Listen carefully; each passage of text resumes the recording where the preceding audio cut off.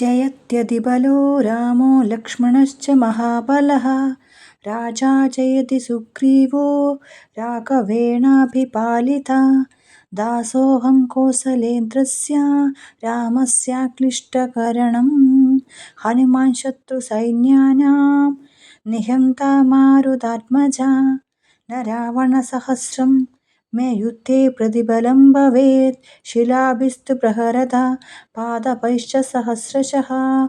अर्दयित्वा पुरीं लङ्कामाविभाद्य च मैथिलीं। समृद्धार्तो गमिष्यामि मिषतां सर्वरक्षसाम्।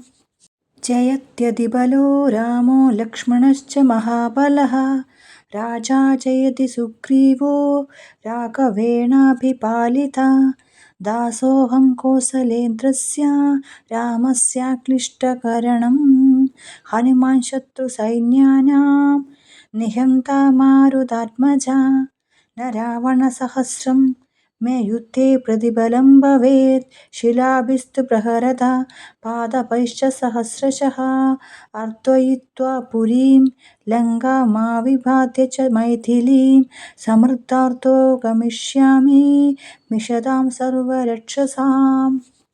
जयत्यतिबलो रामो लक्ष्मणश्च महाबलः। राजा जयति सुग्रीवो राघवेणाभिपालिता।